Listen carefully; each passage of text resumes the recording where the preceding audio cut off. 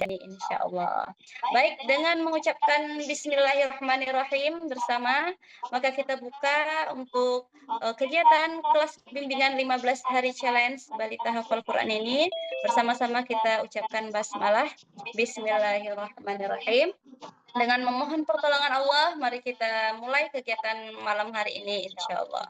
Semoga Allah memberikan kemudahan, keberkahan, dan menjadikan ilmu yang kita pelajari malam ini itu sebagai ilmu yang bermanfaat, kemudian diamalkan dan menjadi amal jariah yang terus mengalir hingga akhir ayat insya Allah.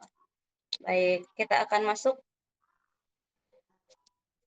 Baik, bisa dilihat terlebih dahulu. Ini ada saya cantumkan untuk CV saya. Tentu sebelum kita memulai, kita harus perkenalan terlebih dahulu. Siapa sih yang mengisi materi pada malam hari ini? Mungkin ada sebagian yang tahu, ada sebagian yang diajak mungkin tidak tahu siapa sih yang akan mengisi materi pada malam hari ini. Baik para bunda dan ayah seluruhnya, perkenalkan nama saya Iradila Yuwita. Alhamdulillah saat ini saya adalah seorang ibu, juga pengajar Al-Quran, sekaligus seorang yang sangat concern meneliti bagaimana anak-anak bisa dekat dan akrab dengan Al-Quran sejak usia masih dini. Terakhir bisa dilihat itu alhamdulillah saya terakhir di S2 Ilmu Al-Qur'an dan Tafsir, dan alhamdulillah saya juga pernah menghafal ya 30 juz Al-Qur'an insyaallah sampai saat ini tentu masih berusaha untuk memutkinkan begitu. Jadi sejak tahun 2016 sampai sekarang Allah izinkan saya membersamai dunia tahfidz. Saya mengajar di berbagai lembaga tahfidz formal maupun non formal, mengajar anak-anak, remaja hingga orang tua.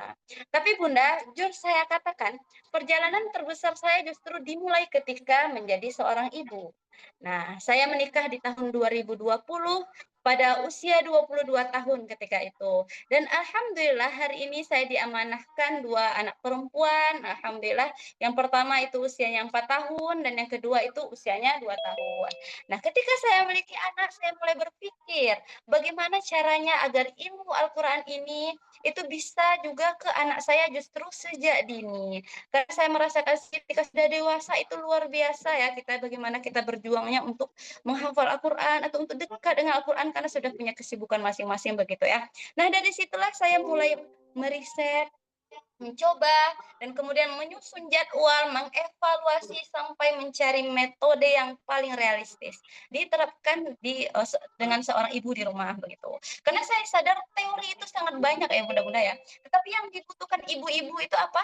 Metodenya yang ringan, tidak bikin stres, dan bisa konsisten dijalankan sambil mengurus rumah, betul ya? Alhamdulillah sedikit demi sedikit metode ini saya praktekkan ke anak-anak saya sendiri. Nah, anak pertama saya itu sekarang umurnya sudah 4 tahun. Alhamdulillah kemarin sudah selesai menyelesaikan hafalnya di 4 juz, dari juz 30, 29, 1, 2 kemarin. Sekarang sudah masuk ke juz 3. Nah, ini dengan tahapan apa menyenangkan, bahkan anak saya sendiri tidak tahu tuh sudah berapa juz dihafal begitu kan. Nah, itu dia akan kita pelajari nanti. Dan ada juga anak kedua saya, dia umurnya baru 2 tahun, ya sudah mau memasuki 3 tahun ya. Jadi sejak awal sudah mulai bicara itu sudah mulai dituntun begitu ya. Alhamdulillah kemarin sudah selesai juga 1 juz, besok dia sudah mau masuk ke juz 29 lagi begitu. Jadi artinya apa Bunda? Saya berdiri di sini bukan hanya memberi teori begitu ya. Bukan hanya memberi ilmu dari buku begitu ya. Tetapi saya itu membawa pengalaman nyata yang saya jalani setiap hari di rumah bersama anak-anak saya sendiri begitu. Nah, selain itu saya juga ada ya menyusun beberapa e-book yang mungkin ada bunda yang sudah baca begitu ya. Ada e-book bagaimana metode menghafal Al-Qur'an, bagaimana panduan kita mendidik Al-Qur'an sejak dalam kandungan begitu. Itu juga sudah saya tuliskan di dalam e-book. Nah, dari perjalanan ini saya makin yakin bahwa setiap anak sebenarnya itu punya potensi luar biasa untuk tumbuh bersama Al-Qur'an, Bunda, begitu ya. Yang seringkali menjadi masalah bukan anaknya yang tidak mampu, tetapi kita yang belum menemukan metode yang tepat, ritme yang tepat, dan suasana yang tepat untuk itu, begitu. Maka pada pertemuan hari ini, insya Allah, saya ingin membersamai ayah bunda semua untuk belajar bersama bagaimana membuat hafalan Al-Qur'an menjadi sesuatu yang menyenangkan bagi balita. Bukan paksaan, bukan tekanan, tapi menjadi kebutuhan hati mereka itu sejak kecil gitu ya. Karena saya percaya tidak ada yang mustahil bagi Allah begitu ya Bunda ya.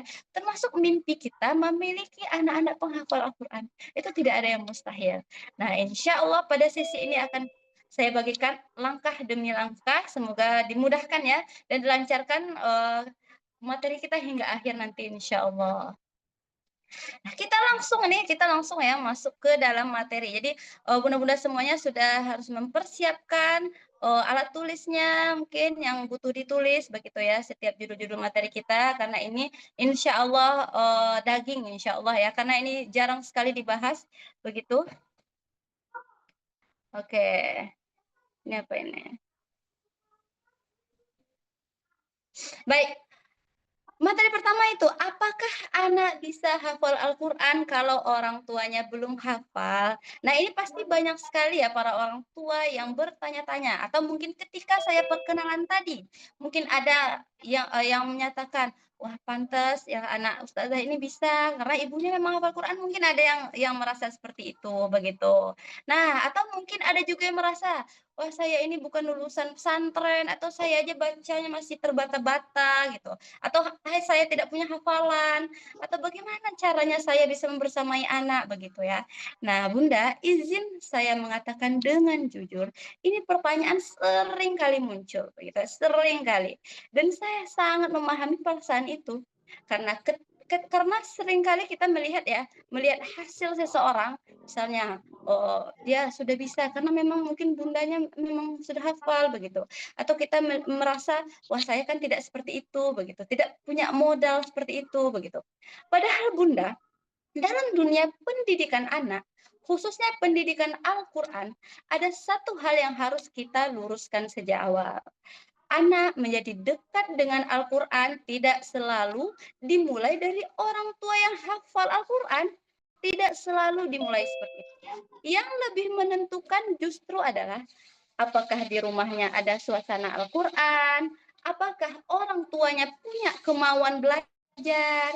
Apakah ada konsisten membersamai anak dengan Al-Qur'an? Nah, itu ya. Karena anak usia dini itu belajar bukan dari gelar orang tuanya. Nah, anak-anak tidak akan tahu, wah ibunya sudah hafal nih Al-Qur'an, anak tidak tahu. Atau wah ini ayahnya lulus pesantren atau ayahnya ustadz, itu anak tidak akan tahu itu.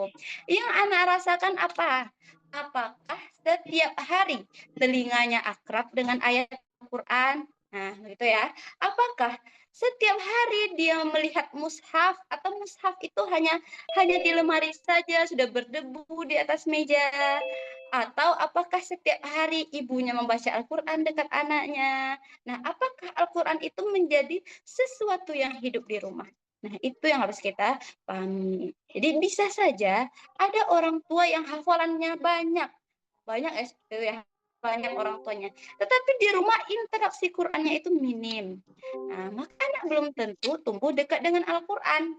Nah, sebaliknya, ada juga orang tua yang belum punya hafalan atau membaca Al-Qur'annya itu masih terbata-bata. Tetapi karena setiap hari rumahnya dipenuhi murotal, sounding ayat atau murojaah atau ada seperti maghrib bersama Al-Qur'an begitu ya. Masya Allah, anak ini justru tumbuh sangat akrab dengan Al-Qur'an begitu Bunda. Karena yang masuk ke jiwa anak itu adalah kebiasaan. Nah, jadi Bunda, anak itu tidak menuntut ibunya sempurna, nggak harus kita harus hafal dulu atau kita harus belajar tahsin, tajwid dan lain sebagainya, tidak. Anak itu tidak butuh ibu yang sempurna. Kadang kita yang terlalu sibuk merasa nanti saja kalau hafalan saya sudah banyak atau saya sudah bagus tajwidnya, baru saya mulai mengajarkan anak. Padahal kalau menunggu sempurna, seringkali kita tidak akan pernah memulai. Betul ya Bunda ya? Sedangkan usia anak, usia emas anak itu terus berjalan.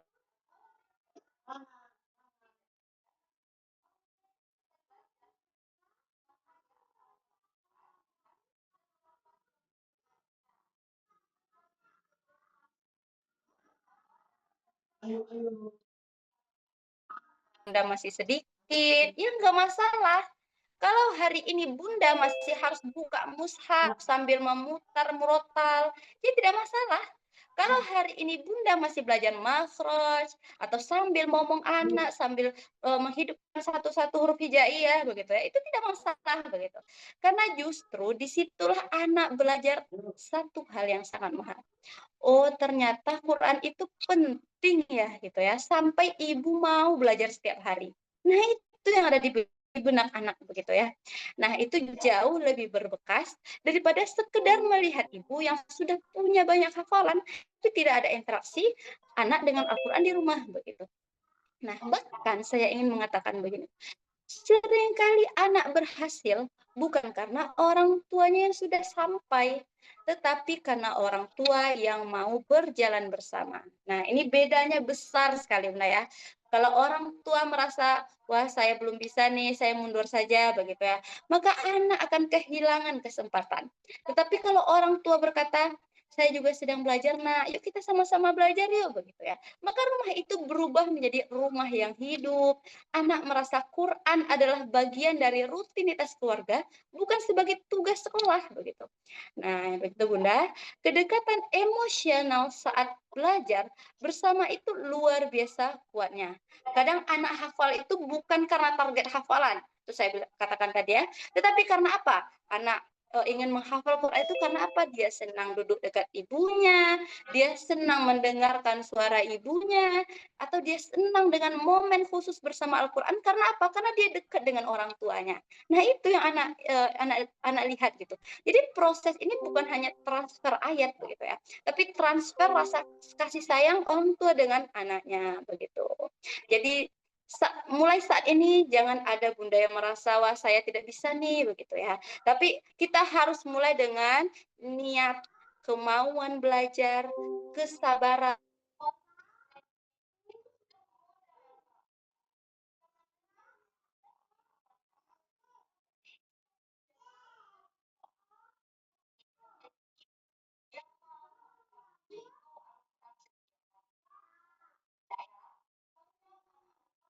Al-Quran itu justru lahir dari rumah yang orang tuanya dulu juga belajar dari nol. Nah, mereka bertumbuh bersama. Mereka tuh saling menguatkan. Mereka sama-sama berproses. Maka jangan jadikan keterbatasan hafalan bunda-bunda hari itu sebagai alasan untuk menunda. Nah, sebab bisa jadi justru dengan membersamai anak sekarang, Allah sekalian memperbaiki hubungan kita sendiri dengan Al-Quran begitu. Nah, mungkin ya anak sedang belajar hafal, ibunya sedang belajar istiqomah. Anak sedang murojaah, ibunya sedang memperbaiki bacaan. Anak sedang disonding, ibunya sedang menambah cinta kepada Al-Quran. Nah, bukankah ini perjalanan yang indah ya Bunda-Bunda ya?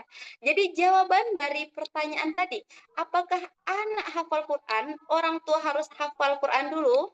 Nah, jawabannya ya tidak harus. Nah, yang harus adalah orang tua yang mau belajar, orang tua yang mau hadir, orang tua yang mau menciptakan suasana Quran itu di rumah, dan orang tua yang mau konsisten. Karena anak tidak harus menunggu orang tua yang sempurna. Anak itu hanya menunggu apakah hari ini Al-Quran itu hadir lagi di rumahnya atau tidak. Begitu ya Bunda-Bunda ya. Jadi jangan putus asa merasa kita belum ada modal untuk hafal Al-Quran, jangan putus asa begitu. Semangat terus ya Bunda ya. Oke, next kita akan masuk ke materi.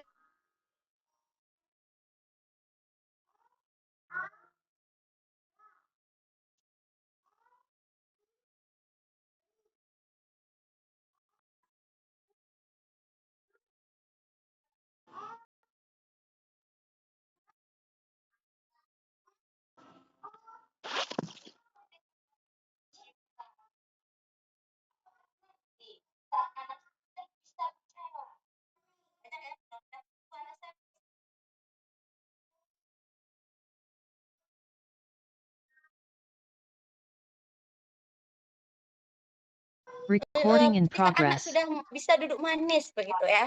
Nah, Bunda, jawabannya adalah waktu terbaik itu bukan nanti. Nah, ingat ya, waktu terbaik itu bukan nanti, tapi sedini mungkin. Bahkan kalau kita bicara tentang pendidikan cinta Al-Quran, dia justru sudah bisa dimulai sejak anak belum lahir. Nah, sejak anak belum lahir, makanya ketika ada kan para peserta yang menyatakan, "Anak saya masih 2 bulan, 3 bulan." Justru yang paling baik itu ketika sejak anak belum lahir, begitu ya, ini. Mungkin ada yang kaget, begitu ya, memangnya bayi dalam kandungan sudah bisa dikenalkan Al-Qur'an? Jawabannya itu bisa ya Bunda-Bunda ya, karena yang sedang kita bangun pertama kali itu bukan hafalan, ya, bukan hafalan, tetapi apa? Kedekatan suara, kedekatan rasa, kedekatan anak dengan ayat-ayat begitu ya. Sejak dalam kandungan, anak sudah bisa mendengar, dia mulai akrab dengan suara yang paling sering dia dengar. Betul ya, seperti suara ibunya, begitu. Karena dia dekat sekali dengan suara ibunya, suara detak jantung ibunya, begitu. Maka ketika ibu sering membaca Al-Quran, sering memutar murotal, sering menenangkan diri dengan ayat-ayat Allah, sesungguhnya janin sedang merekam sebuah ketenangan. Dia belum bisa menghafal lafaznya ya Bunda-Bunda ya, tetapi dia tuh sedang dikenalkan dengan irama ayat Al-Quran. Nah, lalu setelah lahir apakah langsung bisa dimulai? Nah, justru setelah lahir inilah golden momennya yang semakin besar. Karena usia anak 0 sampai 5 tahun adalah masa di mana otak anak itu menyerap jauh lebih cepat dari apa yang kita bayangkan. Nah, anak kecil itu ibarat spons. Apa yang sering didengar akan menempel, apa yang sering dilihat akan dianggap biasa, apa yang sering diulang akan masuk menjadi memori jangka panjang. Nah, itulah kenapa balita yang sering hafal lagu, padahal kita tidak pernah resmi mengajarkannya, dia langsung hafal. Betul ya Bunda ya? Ketika lagu mungkin sekali dua kali, langsung aja hafal begitu. Kenapa? Karena dia mendengar lagu tersebut berulang-ulang begitu. Maka prinsip yang sama itu berlaku pada Al-Quran. Kalau sejak kecil telinga anak akrab dengan ayat Al-Quran, meskipun dia belum lancar bicara, meskipun dia belum paham dengan arti, sesungguhnya memorinya itu sedang bekerja. Nah, Bunda, cinta itu lahir dari sering bertemu. Nah, itu ya. Tidak mungkin anak cinta Al-Quran kalau Al-Quran itu jarang sekali hadir. Hari Jumat didengar misalnya nanti atau ketika mood lagi bagus baru diputarkan murotal atau ketika sempat baru anak disondingkan Al-Quran. Tidak, tidak seperti itu. Anak mencintai sesuatu yang akrab dengannya. Nah, sama seperti misalnya anak dekat dengan boneka misalnya, boneka favoritnya. Karena apa? Karena itu yang dia lihat setiap hari. Nah, maka Al-Quran harus menjadi teman harian anak. Didengar setiap hari, didengar menjelang tidur, didengar ketika bermain, dilafalkan ketika ibu menemani atau menyusui. Nah, dilihatkan mushafnya, ini mushafnya, kemudian disentuh bukunya, begitu ya. Nah, dibuat itu menjadi keseharian anak di rumah, begitu. Nah, sehingga Al-Quran itu menjadi bukan benda asing kepada anak ya, justru menjadi familiar oleh anak. Dan sesuatu yang familiar itu lebih mudah dicintai. Nah, sekarang kesalahan terbesar banyak orang tua itu apa? Menunggu anak siap. Padahal anak tidak butuh siap untuk dikenalkan, Bunda-Bunda ya. Anak itu tidak butuh, yang dia butuhkan itu justru pembiasaan sejak dini. Nah, seringkali kita berkata, nanti deh kalau anak udah 5 tahun, nanti deh kalau udah bisa ngomong jelas, nanti deh kalau udah bisa fokus, sekarang masih lari ke sana, lari ke sini, begitu ya. Padahal Bunda, ketika kita menunggu anak siap, seringkali kita kehilangan masa paling emas dari pendengarannya. Nah, usia kecil adalah usia ketika hafalan masuk tanpa beban, Bunda-Bunda ya. Tanpa beban. Justru ketika anak belum bisa bicara, itu adalah usia emas anak, Bunda-Bunda ya. Anak belum bisa menolak, anak hanya mendengar, mendengar, mendengar, mendengar. Nah, justru itulah golden momennya begitu. Anak itu merasa tidak sedang belajar, anak tidak merasa dipaksa, semuanya itu masih natural, masih seperti permainan. Nah, justru itu yang mahal begitu ya. Semakin bertambah usia, anak semakin banyak punya distraksi. Seperti sekarang, gadget, lingkungan, permainan. Nanti kalau udah masa sekolah, sekolah lagi distraksinya. Kemudian nanti teman lagi kalau udah bisa berteman. Nah, sedangkan saat balita, pusat dunianya itu masih rumah dan orang tuanya. betul ya? Jadi kalau Quran ditanamkan pada masa ini, pada masa balita, akarnya itu lebih kuat, begitu. Nah, maka tadi pertanyaannya, kapan waktu terbaiknya? Ya, jawabannya adalah sekarang, Bunda-Bunda. Kalau anak masih dalam kandungan, mulai dari sekarang. Kalau anak baru lahir, mulai dari sekarang. Kalau anak masih 1 tahun, mulai dari sekarang. Kalau anak udah 3 tahun, mulai dari sekarang. Nah, kalaupun anak sudah 5 tahun ke atas, tetap mulai dari sekarang. Karena apa? Karena setiap hari yang kita isi dengan Al-Quran akan menjadi tabungan kedekatan kepada anak. Jangan tunggu sampai sempurna dulu, jangan tunggu anak besar dulu, begitu ya. Jangan tunggu anak ibu itu lebih santai. Sebab apa? Pendidikan Quran bukan menunggu waktu luang, tetapi diciptakan dalam rutinitas harian, begitu. Jadi para bunda-bunda, waktu terbaik menanamkan cinta Al-Quran bukan ketika anak sudah siap belajar, tetapi ketika orang tua siap menghadirkan Al-Quran dalam kesehariannya. Karena anak yang cinta Al-Quran itu tidak lahir tiba-tiba, Bunda. Dia tumbuh dari ribuan pertemuan kecil dengan ayat setiap harinya. Nah, begitu bunda-bunda ya. Jadi semangat untuk para bunda-bunda, jangan sampai hanya di awal saja semangatnya, mulai dari sekarang konsisten. Nah, itu yang paling penting. Begitu ya. Jadi kapan waktu terbaik ngajarin anak cinta Al-Quran? Mulai dari sekarang. Berapapun usia anak sekarang, mulai dari sekarang. Itu ya bunda-bunda ya. Oke, next ke materi selanjutnya yaitu sebentar.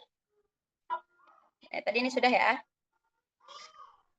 Baik, memahami tahap perkembangan otak anak dari dalam kandungan. Nah, jadi kita sebelum kita masuk ya tadi berulang kali tadi saya mengatakan bahwa Al-Quran itu harus dikenalkan sedini mungkin, betul ya?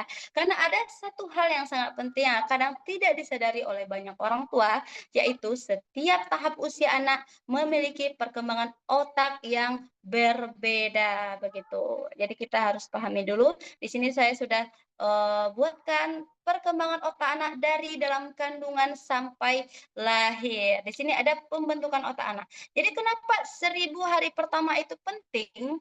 Nah, di 2 tahun pertama ya, karena perkembangan pusat otak anak terjadi 50% sampai 60%. Bayangkan dari dalam kandungan 0 hari di dalam kandungan itu syaraf-syarafnya membentuk seperti ini nih, membentuk dan kemudian setiap semesternya itu mulai berkembang begitu ya bunda-bunda ya. Nah, ketika trimester 1 awal pembentukan otak anak bisa dilihat di sini.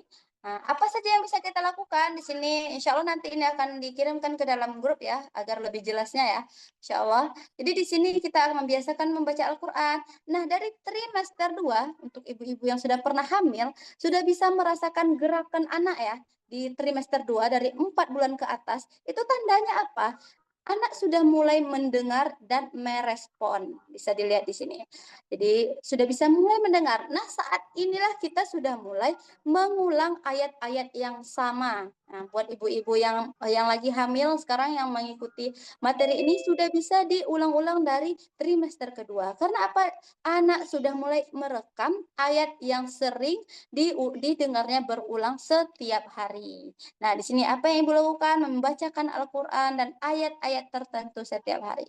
Nah, nanti di trimester 3 memori sudah mulai terbentuk. Nah, anak sudah mulai tahu nih ini suara ibunya, ini suara ayahnya dan lain sebagainya. Nah, ini nanti gambarnya akan dikirimkan ke grup ya. Ini sebagai bahan untuk sekarang saja. Nah, ini perkembangan otak anak 0 sampai 2 tahun yang harus sangat dipahami. Nah, ini di fase 0 sampai 6 bulan yang anaknya 0 sampai 6 bulan. Nah, ini fokus otak anak itu mendengar dan menyerap. Jadi mulai dari sekarang mulai dibacakan Al-Quran dengan suara lembut, nah, digunakan murotal dengan lembut dan ayat-ayat tertentu. Nanti akan diajarkan metodenya seperti apa ya. Ini kita pahami bagaimana perkembangan otak anak terlebih dahulu agar benar-benar tidak menyia-nyiakan masa emas anak ini ya, terutama di umur balita nih. Rangkuman perkembangan otak anak apa saja yang bisa dilakukan. lakukan. Ketika 6 sampai 12 fokus anak sudah mulai meniru, nah anak sudah mulai bisa kita ajak, akhir-akhir ayat begitu ya. Kemudian 1 sampai 2 tahun sudah mulai bisa nih memorinya sudah mulai aktif begitu. Itu untuk anak usia 0 sampai 2 tahun. Nah, untuk 2 sampai 5 tahun ke atas perkembangannya itu sudah 80% Bunda-Bunda. Perkembangan otak anak di 2 sampai 5 tahun itu sudah 80%. Bayangkan. Kenapa anak itu cepat sekali menangkapnya ketika usia balita? Karena syaraf-syaraf di otaknya itu sudah hampir sempurna gitu. Makanya jangan sampai kita sia-siakan usia balita ini golden age, golden moment untuk para orang tua yang ingin sekali anaknya menghafal Al-Qur'an, ini mulai dibiasakan begitu ya. Nih, agar bunda-bunda tahu bahwa golden age itu waktu terbaik untuk membentuk generasi Quran. Nah, kita next ke materi selanjutnya. Realita banyak orang tua itu apa? Menunggu sampai tidak pernah memulai. Nah, bunda-bunda semuanya, setelah kita memahami bahwa usia dini adalah masa yang sangat emas, ada satu kenyataan yang sering terjadi di lapangan dan mungkin tanpa sadar ini juga pernah terjadi di sebagian dari kita, yaitu apa? Kita terlalu sering menunggu. Nah, mungkin menunggu anak besar, menunggu anak lebih paham, menunggu anak lebih tenang, atau menunggu rumah tidak terlalu sibuk, menunggu ibu punya waktu luang, nah menunggu suasana semua lebih kondusif, dan tanpa sadar karena terlalu banyak menunggu, akhirnya kita tidak mulai-mulai. Nah, banyak sekali orang tua berkata, nanti deh kalau anak saya udah 5 tahun, biar lebih ngerti, karena udah usianya PAUD atau TK, begitu ya. Padahal saat anak usia 5 tahun, kita yang baru ingin memulai itu, justru kita memulai sesuatu yang sudah dikenalkan sebelumnya, begitu. Atau ada juga yang berkata, nanti deh kalau anak udah mulai ngomong jelas, gitu ya. Padahal kemampuan mendengar anak jauh bekerja sebelum kemampuan bicara sempurna, begitu. Nah, seperti tadi kita sudah lihat ya dari trimester 2 kemampuan mendengarnya. Justru kemampuan mendengar itu sampai anak 1 tahun. Begitu ya. Justru kemampuan mendengarnya itu. Jadi kita jangan sia-siakan audio anak. Karena itu anak itu audio, Bunda-bunda ya. Karena kemampuan mendengarnya itu sudah didahulukan, diciptakan lebih dulu. Karena itu kenapa kita harus jangan menyia-nyiakan masa mendengar anak. Kita gunakan dengan sebaik-baiknya begitu. Nah, ada lagi yang berkata, saya mau fokus ngajarin Quran kalau misalnya pekerjaan rumah sudah longgar gitu ya. Padahal kenyataannya urusan rumah tidak pernah benar-benar longgar dan anak tidak akan pernah benar-benar tidak rewel. Ada aja dramanya begitu ya. Kesibukan ibu juga tidak akan pernah selesai. Nah, kalau kita menunggu semuanya ideal, nah seringkali tidak ada hari ideal itu, Bunda-bunda. Nah, ini yang perlu kita sadari. Pendidikan anak, terutama pendidikan Al-Quran, tidak berjalan dengan menunggu waktu senggang, tetapi berjalan dengan menciptakan ruang di tengah kesibukan. Nah, karena kalau menunggu semuanya tenang, anak keburu bertambah usianya. Kalau menunggu ibunya lebih santai, nah golden age anak itu terus berjalan setiap harinya, Bunda. Bayangkan setiap hari perkembangan otaknya setiap detik itu terus berjalan. Nah, kalau menunggu anak lebih paham, masa akrab pendengarnya sudah terlewati. Nah, dan waktu tidak akan bisa diulang ya Bunda-bunda ya. Waktu tidak akan bisa diputar ulang. Misalnya anak sudah 5 tahun, nah nanti coba deh balik lagi di umurnya 3 tahun, saya begini-begini, tidak bisa. Itu penyesalan, jangan sampai menyesal seperti itu. Nah, kadang kita tidak sadar, yang membuat kita tertinggal itu bukan karena tidak mampu, tetapi karena terlalu banyak menunda tadi. Menunda 1 hari, menunda 1 minggu, menunda satu bulan. Begitu ya. Lalu tiba-tiba apa? Tiba-tiba anak sudah besar. Nah, kembali lagi seperti tadi. Coba dari dulu saya biasakan. Nanti penyesalan-penyesalan yang lain akan terucap. Nah, kalimat coba dari dulu ini yang sangat menyakitkan bunda-bunda ya. Karena penyesalan itu selalu datang setelah masa emas anak itu lewat begitu. Padahal memulai itu tidak harus menunggu sempurna. Tidak harus langsung anak itu 1 jam duduk menghafal, tidak harus langsung target banyak, 1 hari 1 halaman, enggak begitu ya. Justru kita memulai dari hal kecil, misalnya hari ini mulai putar murotal, hari ini 1 ayat, hari ini anak diajak mendengar. Nah, dibiasakan itu aktivitas Al-Quran itu di rumah setiap hari. Yang penting apa tadi? Mulai dulu, mulai. Karena sesuatu yang kecil tapi dimulai jauh lebih berharga daripada rencana besar yang terus ditunda.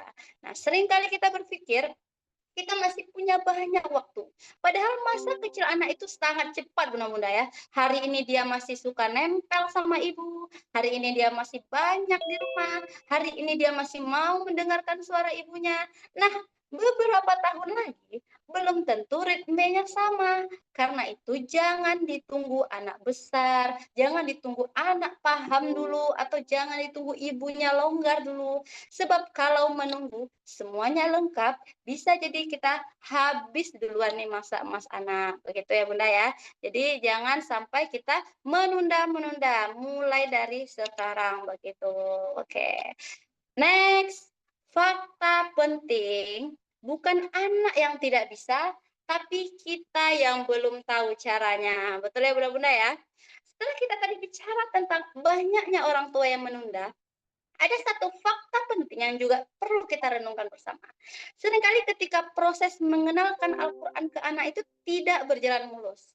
Kita langsung mengambil kesimpulan, wah anak saya memang susah nih, atau anak saya itu nggak bisa diam, atau anak saya itu belum mau, atau anak saya itu tidak tertarik begitu ya, tidak minatnya itu tidak di sana begitu. Banyak ya seperti itu. Anak saya bakatnya nggak di sana, banyak sekali yang berkata seperti itu. Akhirnya tanpa sadar yang disalahkan itu adalah anak begitu. Padahal Bunda, belum tentu anak kita itu tidak mampu. Nah, bisa jadi kita sebagai orang tuanya yang belum menemukan cara yang tepat. Karena seringkali kita menuntut anak itu belajar dengan cara yang kita mau, bukan dengan cara yang otak anak mampu. Nah, misalnya kita mau anak itu duduk tenang nih, 30 menit duduk tenang. Nah, padahal usianya masih 2 tahun. Atau kita langsung ingin anak itu menirukan ayat dengan jelas. Padahal dia lagi fase menyerap dengan mendengar gitu ya. Nah, jadi kita ingin anak cepat hafal. Nah, padahal pengulangan kita belum konsisten gitu. Atau kita ingin anak fokus, tapi suasananya mencekam gitu ya, seperti ada tekanan. Lalu ketika anak tidak merespon sesuai harapan kita berkata, wah anak saya memang susah nih diajarin, memang nggak bakatnya nih di sini, begitu ya. Padahal sebenarnya bukan anak yang susah Bunda, metodenya yang belum pas, begitu ya. Anak kecil itu dia punya dunianya sendiri, dunia bermain, dunia bergerak, dunia meniru, dunia mendengar sambil lalu. Nah, ini dia mereka belum siap menerima Al-Quran dengan model pembelajaran orang dewasa. Orang dewasa belajarnya gimana? Duduknya serius, diam lama, mojok, begitu ya. Targetnya harus tinggi, tekanannya tuh harus hafal, begitu ya. Kalau kita memakai pendekatan yang tidak sesuai dengan dunia mereka, yang muncul adalah apa? Bikin bosan, anaknya bosan, kemudian lari-lari, menolak, bahkan yang lebih parahnya itu trauma, begitu ya. Dan kita salah mengira anak kita itu tidak mampu, padahal dia hanya ingin berkata, Bunda caranya jangan seperti itu, begitu ya.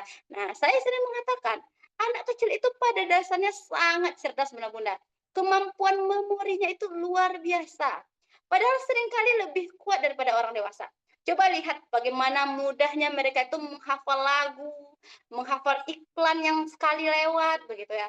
Kalimat yang sekali dia dengar langsung hafal, bahkan ucapan yang sekali 2 kali itu langsung hafal, begitu ya. Artinya apa? Artinya otak mereka itu bisa menyimpan. Begitu. Berarti mereka itu mampu begitu. Hanya saja pertanyaannya, apakah Al-Quran kita hadirkan dengan cara yang sama akrabnya? Nah, apakah cukup sering didengar? Apakah cukup sering diulang? Nah, apakah dibangun dengan suasana yang menyenangkan? Nah, kalau belum, wajar kalau hasilnya belum terlihat, Bunda. Nah, jadi sebelum mengatakan anak saya itu tidak bisa, Coba ubah dulu pertanyaannya menjadi, apakah saya sudah tahu caranya? Nah, apakah saya sudah paham tahapan usianya? Atau apakah saya sudah konsisten memberi paparannya? Atau apakah saya terlalu cepat menuntut hasil? Nah, banyak sekali pertanyaan-pertanyaan yang harus kita berikan ke diri kita sebagai orang tua.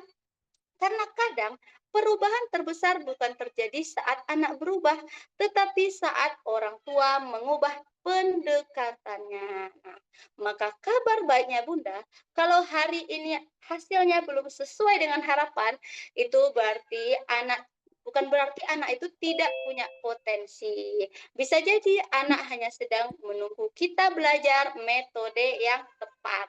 Dan ini kabar yang menenangkan. Karena artinya apa? Masih ada peluang, masih laptopnya dong. bisa diperbaiki. Begitu ya Bunda-Bunda ya.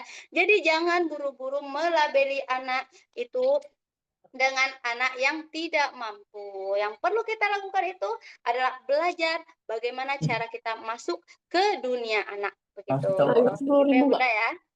Oke, next kita akan masuk ke tujuan program ini. Nah, tujuan program ini bukan sekedar anak hafal banyak ya, Bunda ya, tapi agar anak cinta Al-Quran. Nah, ini ada nih yang belum disukan. Tolong ya, Bunda-Bunda ya dibusukan ya. Bentar. Oke.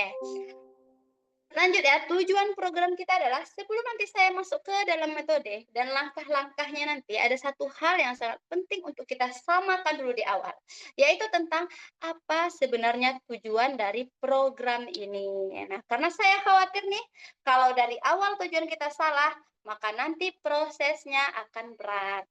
Nah, seringkali ketika kita mendengar nih, kelas metode hafalan balita, nah langsung terbayang tuh, nanti anak saya harus cepat hafal, atau nanti targetnya berapa juz, begitu ya. Atau nanti kalau belum kelihatan hasilnya gimana, begitu ya.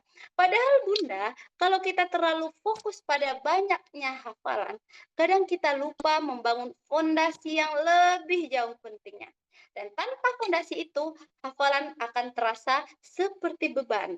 Nah, karena itu saya ingin menegaskan kalau tujuan utama program ini bukan membuat anak langsung hafal banyak, tetapi membuat anak cinta Al-Quran terlebih dahulu. Nah, kenapa cinta yang didahulukan?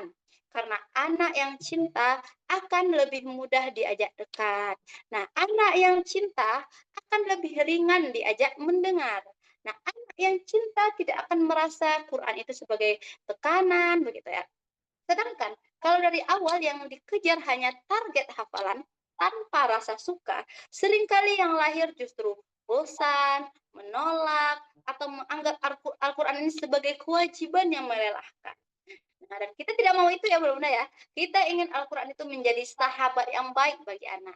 Nah, maka dalam program ini kita ada dua tujuan besar yang ingin kita bangun. Tujuan pertama, terbentuk kebiasaan Quran dalam keseharian anak. Artinya kita ingin anak terbiasa mendengar ayat, mengulang ayat, akrab dengan murotal nantinya, akrab dengan Al-Quran mushafnya begitu ya.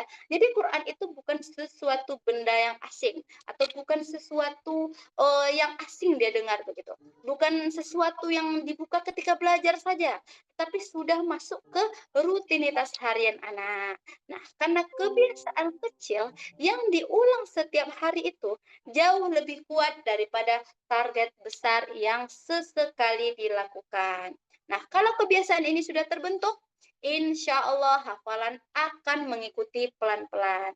Nah, tujuan keduanya, orang tua itu punya cara dan punya arah. Nah, inilah tujuan program kita ya. Orang tua itu punya cara dan punya arah. Ini juga sangat penting. Karena seringkali masalahnya itu bukan pada niat orang tuanya. Niatnya udah besar nih, keinginannya udah kuat, tetapi bingung mulai dari mana. Misalnya hari ini dicoba, besok dicoba, lusa berhenti, begitu ya. Akhirnya tidak konsisten karena tidak punya sistem. Makanya di program ini saya ingin ayah bunda pulang bukan hanya dengan semangat, tetapi tahu langkah awalnya bagaimana, ritmenya bagaimana, atau target sederhananya seperti apa, dan tahu bagaimana menjalankannya di rumah. Karena semangat tanpa cara biasanya hanya bertahan sebentar, tetapi semangat yang dibarengi dengan sistem akan lebih mudah istiqomah. Nah, jadi Bunda-bunda, kelas ini bukan kelas yang menuntut besok anak harus hafal banyak, bukan. Tetapi kelas ini adalah bagaimana kita mulai menanam benih, bagaimana kita mulai membangun kebiasaan, dan bagaimana orang tua itu punya pegangan, begitu ya. Kalau benihnya sudah ada, kalau kebiasaannya sudah hidup, dan kalau orang tua sudah tahu caranya, insya Allah hasil hafalan itu akan tumbuh mengikuti insya Allah nantinya. Oke, next kita lanjut ke peran orang tua. Nah, sebelum kita masuk ke metode yang lebih teknis, ada satu hal yang tidak boleh kita lupakan, yaitu sebesar apapun metode yang kita miliki, tetap orang tuanya lah guru utama anak. Nah, kenapa saya katakan guru utama? Karena anak usia dini belajar paling banyak bukan dari kelas seperti sekolah begitu maksudnya, bukan dari guru les juga, bukan dari sekolahnya, tetapi dari apa yang dia lihat dan dia dengar setiap hari, begitu ya. Kalau setiap hari anak melihat gadget, nah lebih dominan daripada mushaf, maka itu akan lebih terasa akrab. Nah, kalau setiap hari anak mendengar lagu lebih sering daripada murotal, maka itu yang akan menempel di otak anak, begitu. Nah, sebaliknya, kalau setiap hari anak mendengar ayat, mendengar ibu melafalkan Al-Quran, dan melihat rumah akrab dengan mushaf, dengan Al-Quran, dengan murotal, dan lain sebagainya, maka tanpa sadar itu akan masuk menjadi bagian dari memorinya. Karena anak kecil adalah peniru kehidupan. Dia meniru nih suasana rumah seperti apa. Maka sebenarnya yang sedang kita bangun itu bukan hanya hafalan, tetapi apa? Lingkungan Qur'ani, suasana yang membuat anak merasa Al-Quran itu normal, akrab, dan hadir setiap harinya. Dan yang paling bisa menciptakan suasana itu siapa? Ya orang tuanya, begitu ya. Karena anak lebih banyak terikat emosinya dengan kedua orang tuanya dibanding dengan siapapun. Nah, suara ibu itu berbeda, kebiasaan ayah itu berbeda, rutinitas rumah itu berbeda. Itulah sebabnya peran orang tua tidak bisa digantikan sepenuhnya oleh guru. Guru itu hanya bisa membantu, tapi pondasinya itu tetap di rumah. Nah, begitu ya. Lalu mungkin ada para bunda yang berpikir, tapi saya ibu pekerja, saya sibuk, saya nggak bisa duduk lama membersamai anak-anak, begitu ya. Jadi begini bunda, menjadi guru utama bukan berarti harus guru full time, bukan berarti harus duduk berjam-jam, begitu ya. Bukan. Menjadi guru utama artinya kita tetap menjadi sumber paparan utama anak, sumber kebiasaan utamanya, dan sumber suasana utamanya. Nah, kadang yang dibutuhkan anak itu bukan 2 jam sesi formal begitu ya, tapi 10 menit setiap hari tapi konsisten. Misalnya murotal sekian dikonsistenkan setiap hari dan ibunya ikut di dalamnya begitu. Atau ketika ibu menidurkan anak, menyusui anak ketika itu, atau rutinitas kecil yang berulang-ulang begitu ya. Jadi ukurannya bukan siapa yang paling banyak waktu kosong, tetapi siapa yang mau memanfaatkan celah waktu yang ada. Jadi untuk ibu pekerja pun tetap bisa. Nah, jadi bisa nanti ketika mengantarkan anak, ketika bersama anak sebelum bekerja, menjelang tidur, dan lain sebagainya ketika waktu ibu sudah ada di rumah. Begitu ya. Dan untuk ibu rumah tangga apalagi bisa banget. Jadi intinya Bunda, orang tua itu tetap guru utama, bukan harus menjadi yang paling lama, bukan. Tetapi orang tualah yang paling sering dilihat, sering didengar, dan sangat berpengaruh dalam proses tumbuh kembang anak di rumah begitu. Sangat penting peran orang tua.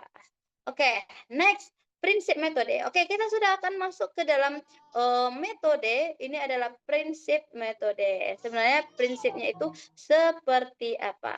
Di sini ada singkat, menyenangkan, dan konsisten. Setelah kita memahami bahwa anak punya potensi, orang tua adalah guru utama dan yang dibutuhkan adalah keberanian untuk memulai.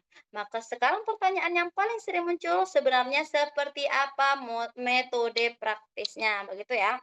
Bagaimana cara mengenalkan hafalan Al-Quran pada balita tanpa membuat anak bosan, tanpa membuat ibunya kewalahan, tanpa membuat suasana itu menjadi mencekam atau tegang begitu ya. Nah, Bunda, alhamdulillah setelah melalui banyak trial error, evaluasi dan praktek langsung di lapangan seperti saya mempraktekkan langsung pada anak-anak dan anak murid saya yang juga berbagai macam sifat dan budayanya di rumah begitu ya. Saya menyimpulkan bahwa metode hafalan balita itu tidak perlu rumit sebenarnya. Intinya hanya bertumpu pada 3 kunci ini. Singkat, menyenangkan, dan konsisten. Maksudnya apa itu? Tidak perlu sesi panjang, tidak perlu memaksa anak duduk lama, tidak perlu target yang membuat ibunya stres. Yang kita butuhkan adalah langkah-langkah kecil, suasana yang menyenangkan, tetapi terus dilakukan terus-menerus istiqomah begitu. Nah, nanti kita akan coba kita bedah satu persatu bagaimana metodenya. Oke, yang pertama, singkat. Metode pertama itu singkat, artinya apa? Cukup 5 sampai 10 menit sehari. Nah, nggak berat ya mudah-mudah ya. Kata kunci pertama, singkat. Kenapa saya tekankan singkat? Karena banyak orang tua gagal memulai, bukan karena tidak ada niat, tapi langsung membayangkan mengajarkan anak hafalan itu sesinya panjang, harus duduk lama, dan menguras emosi dan tenaga begitu ya. Padahal untuk balita, justru metode yang terlalu panjang itu yang sering membuat anak bosan, anak kabur, ibunya capek, akhirnya emosi, dan akhirnya tidak konsisten begitu ya. Karena itu saya sarankan cukup 5 sampai 10 menit setiap harinya. Nah, waktu ini adalah waktu yang benar-benar fokus. Jadi yang kita kejar bukan durasi yang lama. Yang kita kejar adalah kualitas pertemuan anak dengan ayat ya. Fokusnya ke kualitas. Nah, lalu 5 sampai 10 menit ini dipakai untuk apa? Nah, waktu singkat ini adalah waktu talaki namanya ya. Talaki langsung dari mulut ibu ke telinga anak.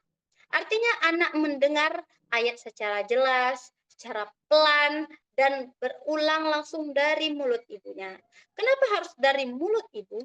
Karena suara ibu memiliki kedekatan emosional yang paling kuat. Apalagi untuk bayi di bawah 2 tahun ya. Anak lebih mudah menerima, lebih nyaman, lebih fokus begitu. Di momen inilah ibu membacakan ayat target di hari itu. Misalnya, hari ini targetnya 3 ayat misalnya.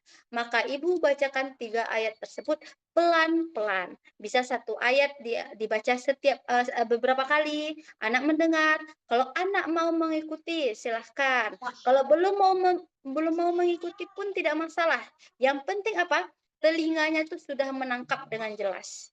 Nah, selain itu untuk mentalkin ayat, waktu ini juga menjadi waktu setoran anak. Jadi tadi kan 5 sampai 10 menit ya. Jadi 5 menit talkin, 5 menit setoran namanya. Tetapi jadi bukan hanya ibu yang membacakan, tetapi ibu juga mendengar ulang respon anak. Jadi setorannya itu seperti anak mengulang kembali atau anak menyetorkan kembali apa yang sudah ditalkinkan tadi. Itu sesi setoran namanya.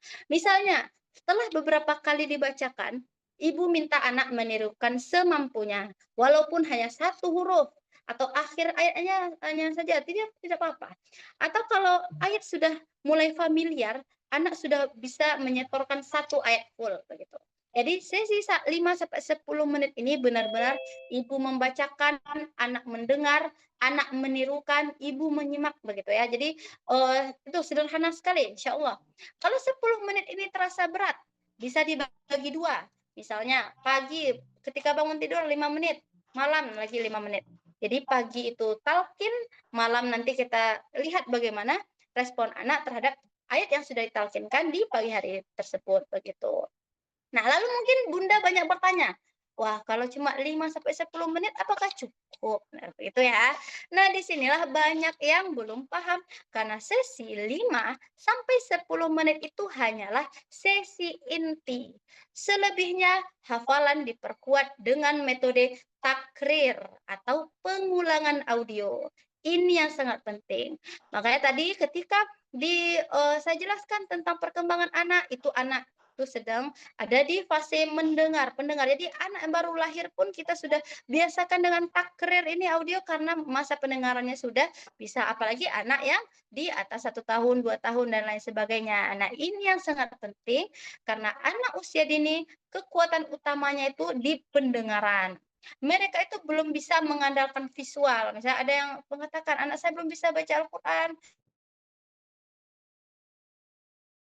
masih yang kita adalah pendengaran yang kita manfaatkan, yang kita sedang maksimalkan itu masa pendengarannya, audionya begitu ya. Audionya itu sangat tajam. Apa yang didengar berulang-ulang itu akan menempel sangat kuat. Makanya saya sering katakan telinga anak harus terus Nih lihat ibu-ibu nih, dimandikan lihat. oleh ayat yang sama. Misalnya kita, kembali Lihat lagi, ibu-ibu misalnya nih. ibu tadi mentalkinkan di pagi hari 3 ayat, maka sepanjang hari Yuri, 3 ayat kamu itu mau nggak yang terus ini diulang-ulang. hafal Quran ya, Nah, ya Bunda ya, memorizing Quran misalnya ya? pagi tadi 3 ayat. Jadi selama dari pagi sampai malam hanya 3 ayat itu Bubuk tangan. yang diulang, begitu. Ya mudah-mudahan, yang Bubuk tangan. ini yang nggak bisu tolong dibisukan ya. Baik, jadi tadi pagi dia tadi 5 sampai 10 menit. 5 menit pertama di pagi talqin, 5 menit, selanjutnya di malam hari. Di pagi hari itu misalnya kita talqin kan 3 ayat, maka 3 ayat itu yang terus diulang-ulang sepanjang hari Ini duduk, ini duduk.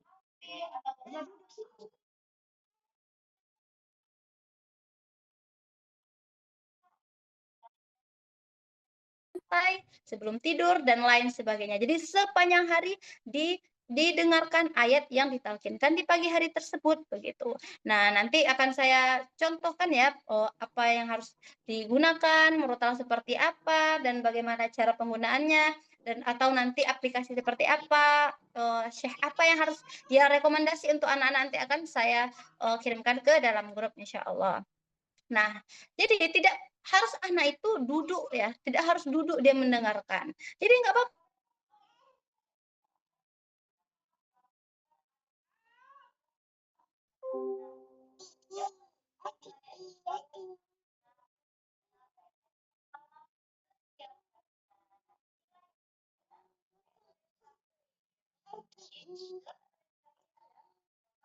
dan takrir begitu. Nah, kenapa ini efektif? Karena anak jadi tidak merasa sedang dipaksa menghafal, tetapi memorinya bekerja terus. Nah, pagi dia dengar dari ibu, siang dia dengar audionya, sore dia dengar lagi, malam dengar lagi. Ketika kita kita bawa anak setoran begitu kan, anak bisa, insya Allah bisa begitu.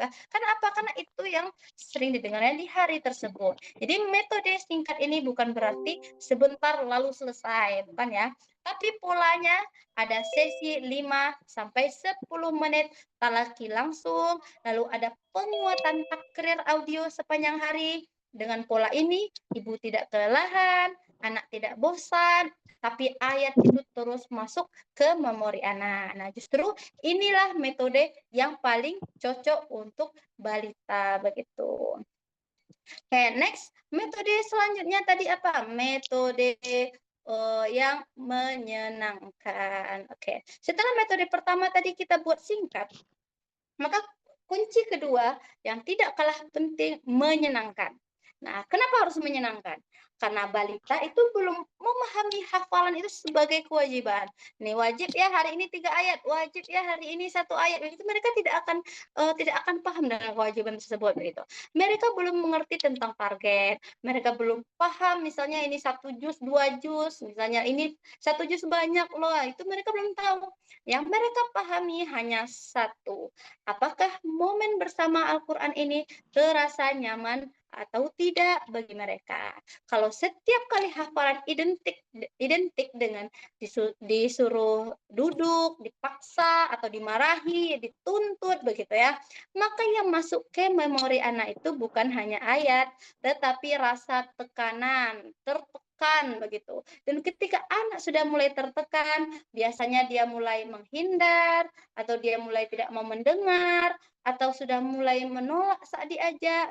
Nah, karena itu dalam usia balita hafalan harus dibuat seperti bermain.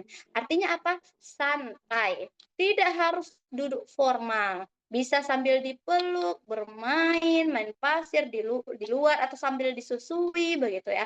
Yang penting apa?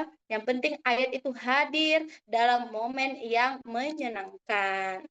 Kita dengan ekspresi ceria atau kita puji ketika anak mau mengikuti begitu ya.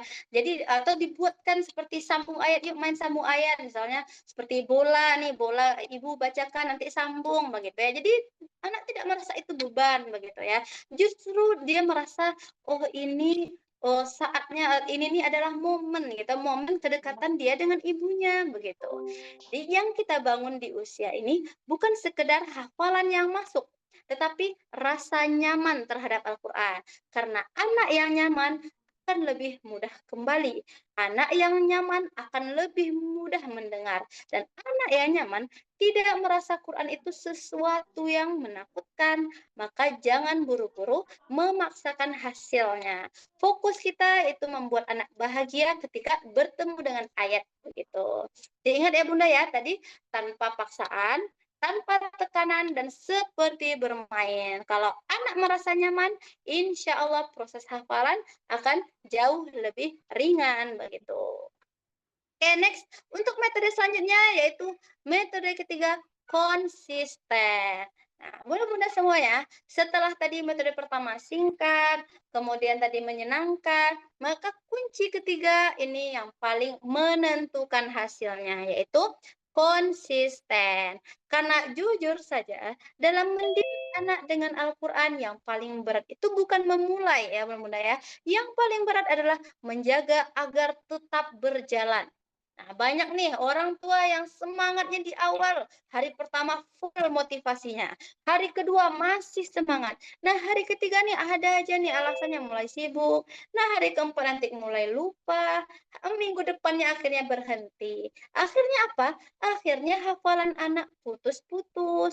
Padahal hafalan balita sangat bergantung pada pengulangan kita yang terus hidup setiap harinya. Lebih baik nih 5 menit sehari daripada 30 menit tapi jarang begitu. Yang penting apa? Sedikit tapi rutin. Karena yang membuat ayat melekat di memori anak adalah frekuensi pertemuannya. Semakin sering anak bertemu ayat, semakin akrab, semakin mudah hafal. Nah, maka mulai hari ini yang perlu kita ubah bukan hanya target hafalan, tetapi apa? Rutinitas harian kita. Quran harus masuk ke jadwal hidup anak.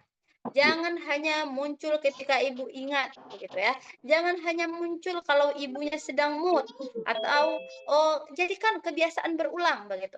Misalnya, setiap bangun tidur bacakan satu ayat. Sebelum tidur ulangi satu ayat. Atau setelah maghrib dijadikan waktu bersama Al-Quran begitu. Nah, jadi itu seperti rutinitas sehari-hari.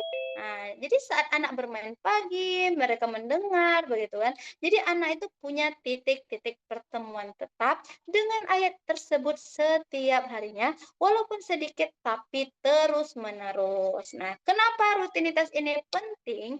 Karena kalau kita hanya mengandalkan semangat, semangat itu naik turun ya Bunda-bunda ya. Tapi kalau sudah masuk rutinitas, dia akan berjalan secara otomatis. Misalnya kalau tidak kita laksanakan di hari itu, wah apa ya yang kurang? Karena apa? Karena itu sudah menjadi rutinitas kita sehari-hari. Sama seperti terbiasa mandi, terbiasa makan, terbiasa tidur, itu kan sudah menjadi rutinitas kita. Nah, jadikan juga Al-Quran ini menjadi rutinitas kita setiap hari. Nah, jadi anak-anak pun merasa, oh berarti memang ini menjadi bagian dari hari-hariku, begitu ya, kata anak gitu begitu. Dan ketika sesuatu sudah menjadi kebiasaan, jadi anak itu tidak merasa dipaksa. Nah, jadi yang kita bangun sekarang bukan hanya ledakan semangat sesaat ya Bunda-Bunda ya, tetapi apa? Sistem kecil yang bisa hidup setiap hari. Walau cuma beberapa menit, walaupun sederhana, tapi terus ada begitu. Karena dari konsistensi kecil itulah hafalan besar tumbuh. Nah, jika Bunda-Bunda bingung nanti menyusun dari mana ya, insya Allah nanti saya akan, kirimkan juga seperti format rutinitas ya. Jadi Bunda bisa setelah ini disusun lagi rutinitas harian, kapan waktu bersama Al-Qur'an, setelah ini anak, ngapain begitu, kapan ibu dan ayahnya itu bersama Al-Qur'an bersama anak-anak begitu ya. Insya Allah nanti akan saya kirimkan format rutinitasnya di grup insya Allah nanti. Oke, kita next ya, cara praktis. Nah, jadi kalau dipraktekkan, sebenarnya intinya itu cuma 3 cara praktis seperti ini ya. Setelah kita tadi bahas cukup panjang, mungkin ada yang berpikir, "Nah, baik, jadi sebenarnya langkah praktisnya itu bagaimana?" Begitu ya. Nah, kalau kita sederhanakan, inti metode hafalan balita ini sebenarnya hanya 3 langkah. Sangat sederhana, tetapi kalau dilakukan secara konsisten hasilnya insya Allah sangat terasa benar-benar. Langkah pertama tadi, sounding ayat atau talqin. Artinya ibu membacakan langsung ayat target kepada anak, pelan, jelas, diulangi beberapa kali. Anak mendengar langsung dari mulut ibu. Nah, disinilah proses pertama ayat masuk ke telinga anak. Nah, jadi tidak perlu banyak, satu ayat aja atau 2 ayat aja. Yang penting apa? Jelas dan fokus begitu. Nah, langkah kedua, ulangi ayat itu setiap hari. Setelah ibu sounding, talqin, jangan berhenti di situ. Ayat yang sama diulang lagi di hari berikutnya, ditambah, diulang, ditambah, diulang. Dan itu diulang lewat murotal juga, diulang saat anak bermain, diulang saat anak sebelum tidur begitu. Karena anak kecil hafal bukan karena sekali dengar begitu, tapi karena sering sekali mendengar. Semakin sering ayat itu hadir, maka di telinga anak itu semakin familiar, dan kalau semakin familiar, maka semakin mudah anak menirukannya. Nah, langkah yang ketiga tadi, jangan buru-buru pindah ke ayat baru. Nah, ini sering sekali juga dilakukan orang tua, baru 1 hari sudah ingin tambah ayat lagi, padahal ayat sebelumnya belum benar-benar menempel begitu ya. Akhirnya hafalan anak itu banyak yang terlewat. Nah, begitu ya. Kalau, karena itu kita bertenang-tenang, kita nikmati terus proses pengulangan, pastikan ayat yang sedang dibangun itu benar-benar akrab di telinga anak, begitu. Kalau anak masih belum lancar, ulangi lagi. Nah, nggak usah kita merasa tertinggal, begitu. Karena dalam hafalan balita yang kita cari itu bukan, harus cepat dapatnya, atau banyak dapatnya gitu ya, tetapi kuat dan nyaman, begitu. Itu untuk cara praktisnya. Oke, next. Rahasia terbesar yang jarang dibahas, dalam metode ini adalah apresiasi dan hadiah. Nah, ada satu rahasia yang jujur saja sangat membantu keberhasilan dari metode ini, tapi sering sekali jarang dibahas begitu ya. Apa itu? Apresiasi dan hadiah. Nah, kenapa ini penting? Karena kita sedang berhadapan dengan anak kecil. Nah, dunia anak kecil itu adalah dunia yang sangat senang dihargai. Mereka senang dipuji. Mereka itu senang dirayakan. Mereka senang diberi sesuatu yang membuat mereka itu merasa berhasil. Merasa yang mereka itu sudah melakukan hal yang membuat orang tuanya bangga begitu ya. Dan mereka itu senang sekali dengan hal itu.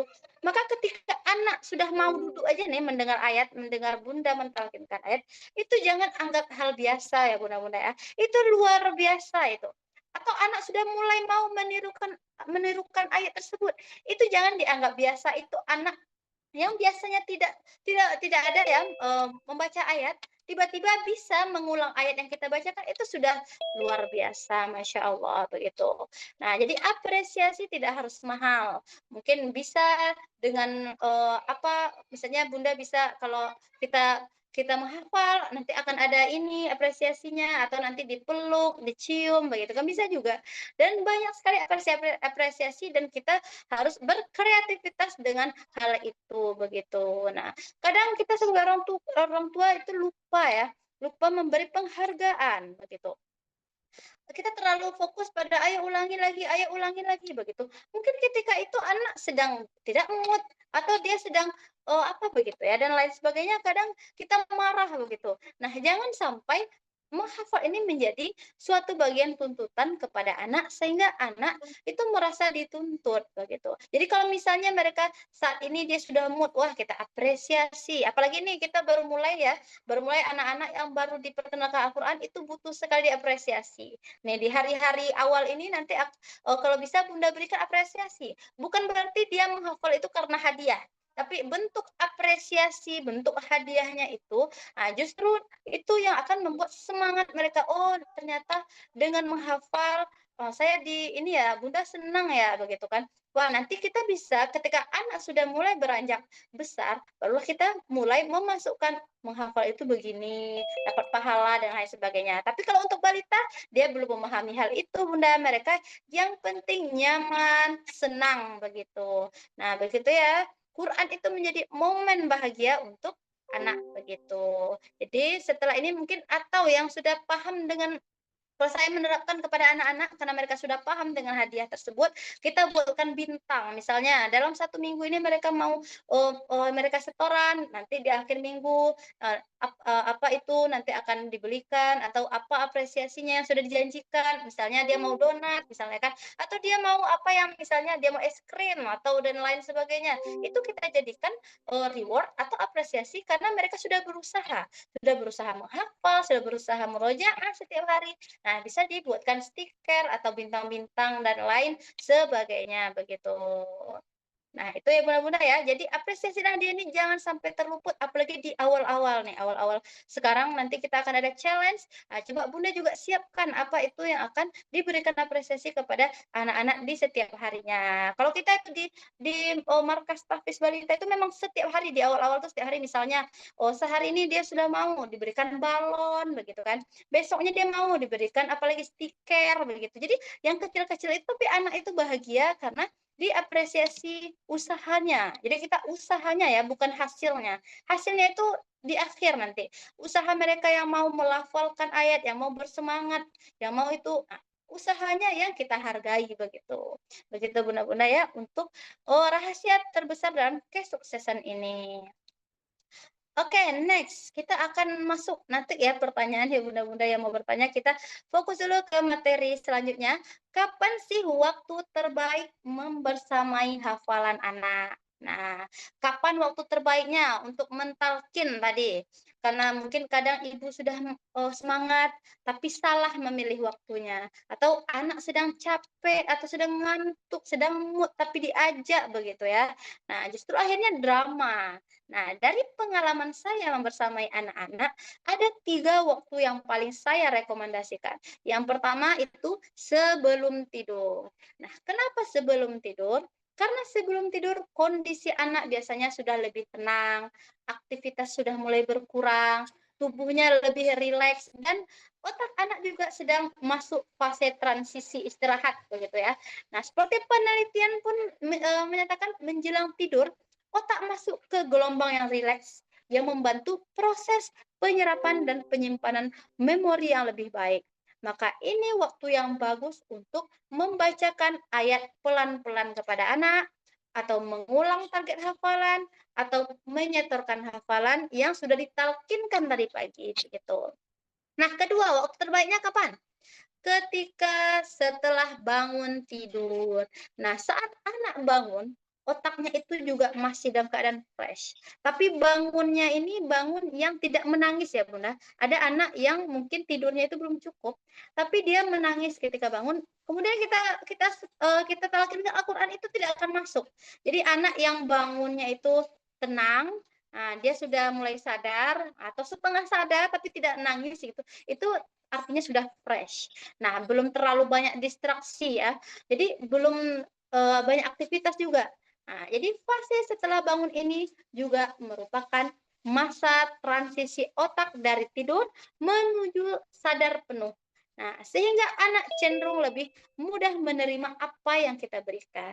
Nah, misalnya yang baru bangun anak kita Bacakan satu ayat, dibacakan saja, tidak harus menunggu dia mengulang begitu, dibacakan saja begitu. Sehingga langsung insya Allah ya, langsung masuk ke memori anak begitu. Nah, coba isi telinga anak dengan memori dulu begitu. Memorinya ayat terlebih dahulu begitu ya. Kemudian waktu yang terbaik ketiga apa? Ketika anak sedang happy. Nah, ini sangat penting sekali. Jangan memaksakan anak ketika ngantuk atau rewel begitu atau marah dia gitu kan, terus kita cobakan dia ayat, wah itu tidak bisa ya Bunda ya. Karena walaupun waktunya panjang begitu tapi tidak maksimal. Nah, pilihnya ketika anak sedang happy begitu. Jadi itu ya tiga tiga waktu emas anak yang harus kita gunakan yang sebaik-baiknya dengan ayat Al-Qur'an, sebelum tidur, ketika bangun tidur, dan ketika anak sedang happy. Nah, kita harus memanfaatkan 3 momen ini. Insya Allah sounding ayatnya atau talqin tadi jauh lebih ringan dan minim sekali drama insya Allah. Karena saya sudah mempraktekkannya. Insya Allah nanti semoga dimudahkan ya para bunda-bunda dalam prakteknya nanti bersama anak-anaknya begitu. Next. Nah, materi selanjutnya apa? Gimana jika anak menolak? Nah, ini juga akan jadi pertanyaan, gimana kalau anak saya menolak begitu ya. Nah, Bunda, dalam prakteknya tentu tidak setiap hari berjalan mulus. Nah, begitu. Tidak mungkin setiap hari berjalan mulus. Pasti akan ada di mana anak itu tidak mau duduk atau tidak mau mendengar, lari, cuek, menolak begitu ya, atau bahkan drama nggak jelas begitu ya. Ya namanya anak-anak ya banyak seperti itu ya. Nah, jadi pertama saya ingin Bunda tenang dulu. Kalau anak menolak, itu bukan berarti anak tidak bisa. Nah, ini harus kita pahamkan terlebih dahulu. Kalau anak nantinya ketika praktek itu dia menolak, itu bukan berarti anak itu tidak bisa ya Bunda ya. Dan bukan berarti metode ini gagal. Nah, seringkali itu kita mengatakan anak itu sedang tidak siap begitu ya. Bisa jadi dia sedang capek atau memang benar-benar ingin bermain begitu ya, atau sedang tidak mood begitu ya. Nah, maka apa yang harus kita lakukan?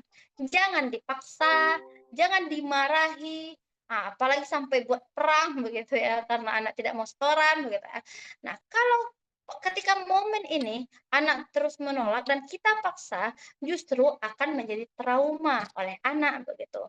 Nah, jadi trauma kecil karena mereka merasa kalau misalnya mereka tidak mengikuti arahan bundanya karena tidak mau membaca Al-Quran atau menghafal Al-Quran, nanti saya dimarahi. Malah nanti anak menghafal Quran karena takut dimarahi. Nah, ini trauma-trauma kecil yang seperti ini kita harus hindari mulai dari sekarang. Nah, jadi kalau anak menolak, bagaimana kita alihkan dulu. Kita biarkan anak tenang dulu, jangan dipaksa. Mungkin nanti atau besok lagi juga nggak masalah begitu ya. Karena dalam balita kita tidak mengejar harus ada momen berhasil. Nah, kita mengejar pengulangan ini jangka panjang karena mereka masih balita. Jadi jangan kita paksa dulu. Kita harus membuat momennya itu menyenangkan terlebih dahulu begitu. Nah, jadi nanti, wah kalau kayak gitu gimana mau ini ya, berlanjut hafalannya begitu ya. Nah, disinilah kenapa tadi ada metode audio takrir. Nah, ini yang sangat penting. Nah, karena ketika sesi talqin atau sounding tadi tidak kondusif, anak tidak mau ya, ketika kasusnya seperti ini. Terus masuk ayat itu tidak harus berhenti total. Nah, kita tetap bisa memutarkan ayat target yang tadi melalui audio takrir tadi, diulang-ulang. Misalnya harusnya targetnya hari ini ayat ketiga, tapi anak tadi tidak mau ya dari pagi begitu ya. Jadi ayat ketiga itu yang harus diulang-ulang di hari tersebut begitu. Misalnya anak sedang bermain dalam rumah, diulang-ulang satu ayat tersebut yang tadi tidak kita talkinkan. Jadi telinga mereka itu tetap mendengar begitu. Walaupun hari itu anak belum mau talaki langsung begitu ya. Tapi memorinya itu masih bekerja. Dan insya Allah nanti karena sudah familiar, itu insya Allah ketika dia sudah mulai mood begitu kan, insya Allah yang tadi diulang-ulang itu akan masuk ke dalam memorinya begitu. Nah, itulah fungsi besar dari audio takrir tadi, menjadi penjaga ritme saat ibunya sedang tidak bisa talkin misalnya atau ibunya lagi sibuk ya. Kadang kita ada waktu di mana kita sibuk dari bangun tidur sampai tidur lagi. Nah, jadikan audio takrir ini menjadi salah satu agar anak tidak putus hafalannya. Jangan sampai, wah saya sekarang sibuk nih, jadi anak putus hafalannya. Nah, jangan sampai seperti itu. Jadi kita harus buatkan jadwal yang lebih konsisten untuk anak, begitu. Nah, begitu ya, jika anak menolak jangan dipaksa. Next, sistem 15 hari. Nah, sekarang kita masuk nih ke sistem 15 hari. Nah, kenapa program ini dibuat 15 hari challenge ya Bunda-Bunda ya. Nah, ketika setelah kita belajar tadi metode dasarnya ya, tadi kan sudah kita pelajari metodenya. Nah, muncullah pertanyaan, nah setelah ini saya mulainya dari mana begitu ya. Bagaimana supaya ilmunya tidak hanya semangat ketika Zoom saja. Mungkin sekarang sudah mulai nih membara nih semangatnya. Oh iya, kita akan mulai praktek. Karena jujur, tantangan terbesar itu bukan saat mendengarkan materi ya Bunda-Bunda ya.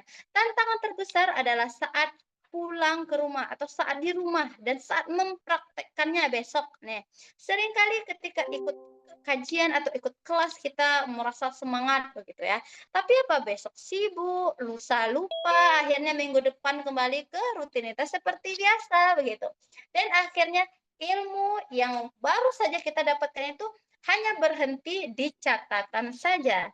Nah, karena itulah saya membuat kelas ini menjadi bimbingan 15 hari challenge ya, selama 15 hari. Kenapa 15 hari? Karena kita tidak ingin ilmunya hanya dipahami. Mungkin sekarang sudah pada paham. Nah, tapi bagaimana supaya dia bisa dibiasakan, dipraktekkan, dan hidup langsung di rumah begitu. Nah, di challenge ini kita akan mulai dari nol, semuanya mulai dari nol, walaupun ada mungkin yang sudah jauh hafalan anaknya, kita coba lagi mulai dari nol. Pelan-pelan kita ciptakan suasana baru di rumah. Yang mungkin sebelumnya rumah terasa hampa dari ayat, mulai kita isi dengan suara murotal, yang mungkin sebelumnya anak lebih akrab dengan lagu-lagu anak, musik, dan lain sebagainya. Pelan-pelan kita ganti menjadi yang lebih akrab dengan Al-Quran. Atau mungkin ada anaknya yang nonton gitu ya, yang diberikan nonton, yang biasanya nonton kartun yang nggak jelas begitu ya. Sekarang boleh nonton, tapi yang ada murotalnya Bunda-Bunda, yang ada murotalnya. Sehingga walaupun anak itu melihat kartun, mereka kan sebenarnya yang mereka lihat itu hanya gambarnya saja ya. Nah, tapi telinganya itu sudah mulai terbiasa dengan ayat Al-Quran yang berulang-ulang. Nah, mulailah kita bangun rutinitas kecil bersama Al-Quran. Jadi challenge ini bukan sekedar teori ya Bunda-Bunda ya, tetapi kita membentuk sesuatu yang baru, rutinitas yang baru di rumah, sehingga terciptalah keluarga kita, lingkungan kita yang Qurani. Jadi anak-anak itu dibiasakan sejak dini. Lalu selama 15 hari ini kita ngapain aja begitu ya. Nah, belum. Selama 15 hari ini kita ngapain aja? Yang pertama kita praktek langsung. Nah, bagi Bunda yang udah punya anak, karena ini ada juga yang belum punya anak ya, semuanya yang kita pelajari tadi akan langsung kita praktekkan ke anak masing-masing. Nah, jangan menunggu nanti-nanti ya, karena kita hanya 15 hari ini dibimbing, jangan harus menunggu sempurna dulu. Nah, langsung besok kita mulai praktek, talqin, takrir, kemudian setoran, kemudian membangun rutinitas, mulai disusun rutinitasnya dari pagi sampai tidur lagi, dan kita lihat respon anak bagaimana. Nah, saya akan insya Allah akan membersamai ya selama 15 hari ini. Nah, lalu bagaimana yang belum punya anak, ada peserta yang belum punya anak, karena challenge ini juga bisa menjadi bekal begitu ya, bisa dipraktekkan ke diri sendiri terlebih dahulu. Jadi ada yang bertanya, anaknya di usia 5 tahun, bisa nggak? Bisa dengan metode ini, bisa banget karena sebenarnya metode ini bisa dari baru lahir, bahkan di usia kita pun bisa sekali mempraktekkan metode ini. Nah, tapi bedanya apa? Balita ini mereka belum bisa visual. Maksudnya itu belum bisa membaca Al-Quran, sehingga butuh sekali kita sebagai orang tua yang mendampingi anak begitu. Karena itu kalau anak di atas 5 tahun justru lebih gampang, karena mereka sudah bisa visual, sudah bisa ditunjukkan ini ayatnya, justru lebih gampang. Tapi di usia balita kita memaksimalkan pendengaran anak atau audio anak. Nah, yang kedua tadi selama 15 hari ini kita akan belajar konsisten. Ini poin yang sangat penting. Kadang sebenarnya masalah kita tuh bukan tidak tahu ilmu. Mungkin di sini ada bunda-bunda yang sudah tahu ilmu ini, yang saya sampaikan tadi. Tapi masalahnya apa? Sulit untuk istiqomah. Kita semangat nih di awal, tapi sulit sekali menjaga di tengah. Nanti di akhir pun sudah selesai begitu ya. Maka challenge 15 hari ini dibuat untuk melatih disiplin membersamai Quran setiap hari, sedikit demi sedikit, hari demi hari, sampai tubuh dan rumah kita itu sudah mulai terbiasa. Karena kebiasaan itu tidak hanya lahir di satu malam. Jadi program ini bukan sekedar menambah pengetahuan, tetapi mengubah rutinitas, mengubah suasana rumah, dan mengubah kebiasaan harian bersama Al-Quran. Supaya setelah 15 hari ini nanti sudah selesai. Nah, bunda-bunda itu tidak hanya di rumah itu tidak hanya dengan file materi saja begitu ya, tetapi juga sudah dengan kebiasaan dan rutinitas yang baru di rumah. Nah, begitu. Oke, next. Jadi bagaimana challenge kita untuk 15 hari ini? Nah, ini bisa dilihat target selama 15 hari. Ini challenge, makanya namanya challenge ya. Challenge ini kita akan menantang seluruh peserta untuk bagi yang belum memiliki anak 3 ayat per hari. Boleh lebih. Nah, bagi yang sedang hamil 3 ayat per hari. Bagi yang punya bayi 0 sampai 12 bulan, 1 ayat per hari ditalkin sambil menyusui, sambil bermain bersama anak, itu ditalkin saja Bunda. Kita harus percaya bahwa ayat yang kita sampaikan, yang kita talkin itu insya Allah diterekam di otak anak begitu ya. Insya Allah. Nanti akan saya lihatkan juga bagaimana video ada anak saya umur 13 bulan, itu dia sudah bisa, baca akhir-akhir ayat yang saya bacakan begitu. Kan apa selama 0 sampai 12 tahun itu diulang-ulang terus ayat-ayat tersebut, Bunda. Jadi itu merekam di otak anak ketika dia sudah mulai bicara, ini ketika anak 8, 9 bulan sudah bisa ba begitu ya, kita bawa ke ayat begitu, kita bawa ke ayat ketika babbling begitu ya. Nah, itu sudah bisa dilakukan di 0 sampai 12 bulan. Nah, ketika bayi 12 sampai 24 bulan, 1 ayat ditalkin dan disuruh ikuti. Jadi nanti challenge-nya itu ya, yang anaknya 12 sampai 24 bulan itu ditalkin dan nanti ada anaknya juga mengikuti karena anak insya Allah di usia ini sudah bisa mengikuti walaupun mungkin 1 huruf atau akhir-akhir ayat saja. Nah, bagi anak yang di atas 2 tahun, dia 1 hari per ayat selama challenge, tapi sudah mulai menyetorkan hafalannya. Nah, sudah mulai menyetorkan. Kalau bisa lebih, alhamdulillah. Nah, untuk anak yang punya anak 5 tahun ke atas, itu 2 ayat sehari selama challenge. Jadi ini selama challenge ya. Misalnya nih, selama challenge ini bisa lebih gitu kan. Ya nggak apa-apa, kita sekarang sedang mengubah rutinitas yang lama menjadi rutinitas yang baru, membuat anak 1 hari itu dapat 1 ayat. Nah, nanti di hari berikutnya, besok kita sudah mulai 1 ayat ya. Di hari berikutnya itu ditalkin ayat kedua, tapi ketika setoran itu ulang dari ayat pertama, begitu. Nah, ini bisa ya insya Allah ya. Nanti ini bisa di-screenshot atau nanti akan saya kirimkan juga di grup untuk challenge-nya. Next, target dalam program ini. Mungkin ada bunda-bunda yang bertanya, jadi targetnya surah apa begitu ya. Selanjutnya saya ingin jelaskan target surah yang akan kita gunakan, yaitu karena kita 14 hari lagi, karena hari pertama ini sudah materi, besok kita sudah masuk ke sudah masuk ke praktek. Jadi jangan ada tanya lagi seperti sebelumnya. Besok ya, hari ini kapan materinya? Nah, materi hanya di hari pertama. Besok kita sudah mulai praktek. Nah, itu dia yang sudah saya tekankan dari awal. Nah, 14 ayat pertama surah An-Naba.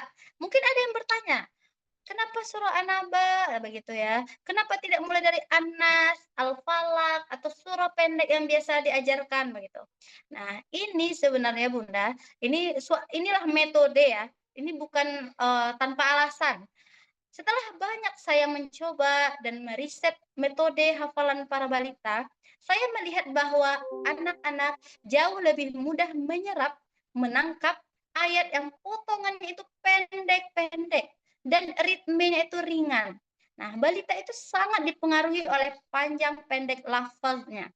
kemudahan bunyinya, dan ritme pengucapannya. Nah, kalau potongan ayatnya singkat, anak lebih cepat meniru, lebih cepat familiar, nah lebih mudah mengulang. Misalnya nih surah An-Naba yang pertama, amma yatasaalun. Itu pendek. Amma yatasaalun. Jadi kita bisa mentalkin tiga kata. Tapi kalau kita coba bandingkan dengan surah An-Nas, qul a'udzu birabbin nas, itu jadi berkata-katanya harus banyak begitu.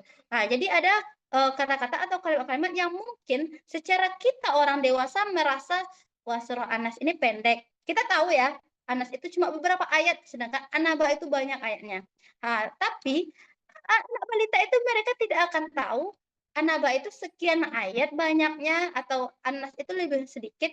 Yang mereka tahu apa? Kemudahan bunyinya seperti apa. Nanti bisa dilihat ya surah An-Naba itu belakang-belakangnya itu hampir sama, dan surah-surah di bagian depan itu lafaznya itu pendek-pendek dan sama-sama begitu. Jadi mudah ditiru oleh anak begitu. Nah, jadi di awal anak ini di awal challenge ini kita yang butuh itu yaitu apa?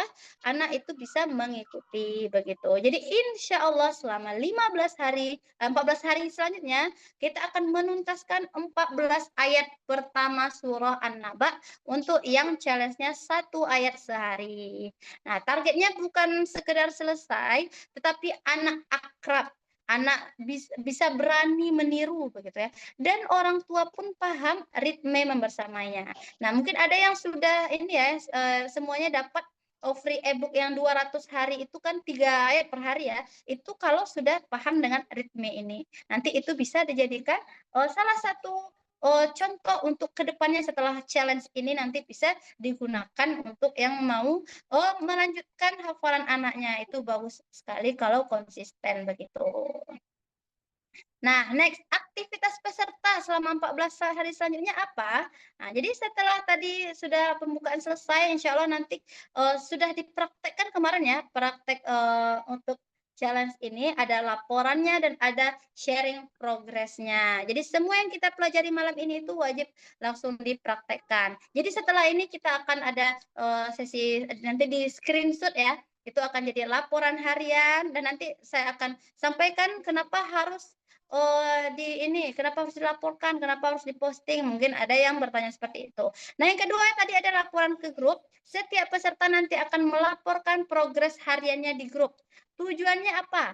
Agar saya bisa memantau dan agar Bunda juga merasa punya tanggung jawab yang terus berjalan. Karena ini kelas ya Bunda. Ya namanya kita di kelas pasti ada tugas, ada komitmen begitu ya.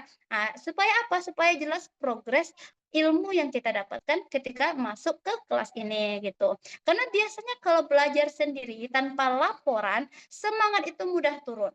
Nanti lihat siapa yang laporannya sehari aja udah kosong, besok-besoknya tidak ada laporan lagi. Sehingga apa? Sehingga di rumah pun prakteknya pun menurun. Karena apa? Tidak ada laporannya tadi, laporan perkembangan anak. Jadi ketika ada laporan anak itu, jadi kita seperti ada tugas, oh hari ini karena kita tidak biasa dengan rutinitas ini, justru butuh sekali adanya laporan itu, begitu Bunda ya. Selanjutnya yang ketiga nanti akan kita sharing. Setiap hari bunda-bunda semuanya silakan sharing bagaimana hari ini. Wah, alhamdulillah anak saya hari ini bisa nih berani dia mengucapkan. Atau ada yang misalnya anaknya lagi bermasalah hari itu nggak apa-apa di-sharingkan aja.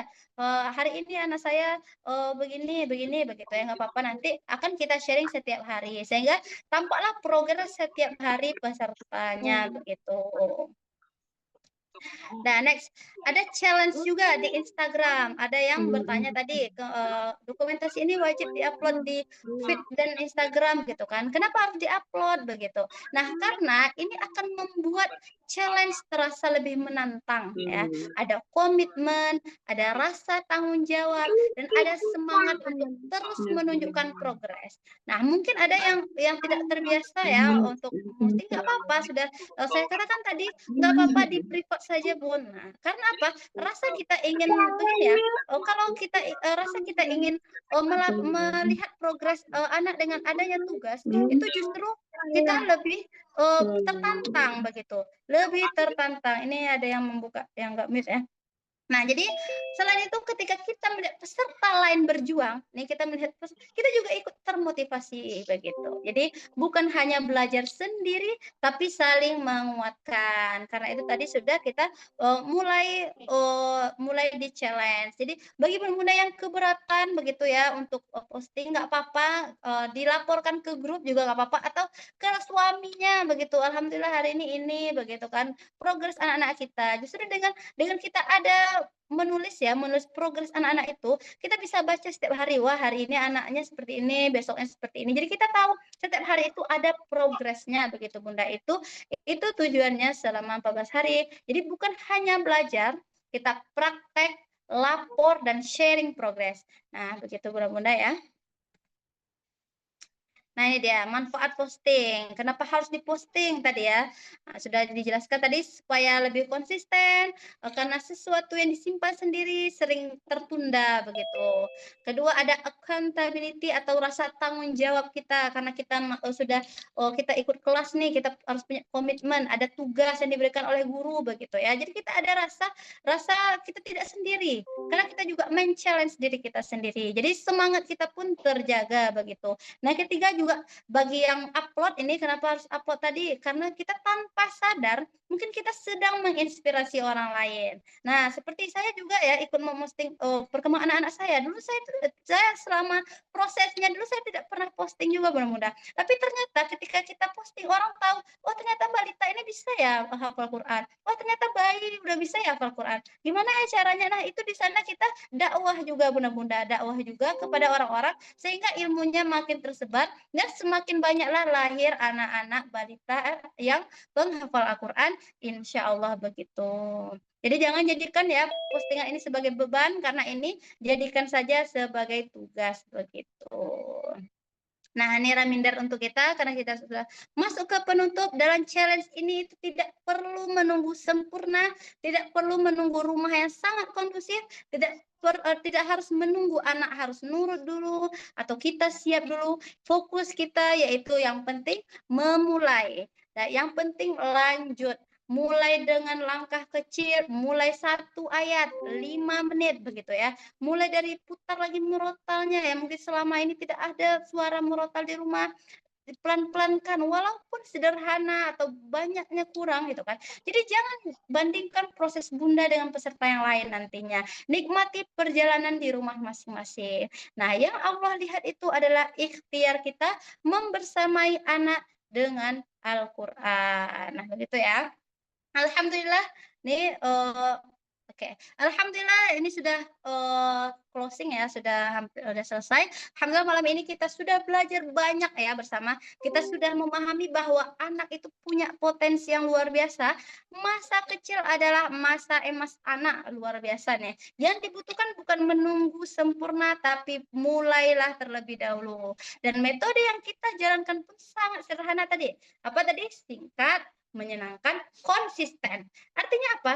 Mulai malam ini sebenarnya tidak ada lagi alasan untuk menunda. Karena ilmunya sudah ada, arahnya sudah ada. Sekarang tinggal satu, bagaimana benar-benar jalan atau tidak. Nah, 15 hari ke depan mungkin tidak, 14 hari ya, 14 hari ke depan mungkin tidak akan selalu mudah Bunda-bunda ya. Ini saya sampaikan dari awal, akan ada di mana Bunda sibuk, akan ada banyak sekali kegiatan. Ada juga nanti hari di mana anak akan menolak atau rasa malas itu datang begitu. Nah, tapi justru disitulah challenge-nya begitu. Disitulah challenge untuk kita menjadi orang tua, melatih diri kita sebagai orang tua itu untuk istiqomah. Sedang melatih rumah kita menjadi lebih hidup dengan Al-Qur'an. Sedang melatih telinga anak agar lebih dekat dengan ayat-ayat Allah begitu ya. Nah, percayalah Bunda, sesuatu yang hari ini terasa kecil, kalau dilakukan terus-menerus akan menjadi besar. Mungkin hari ini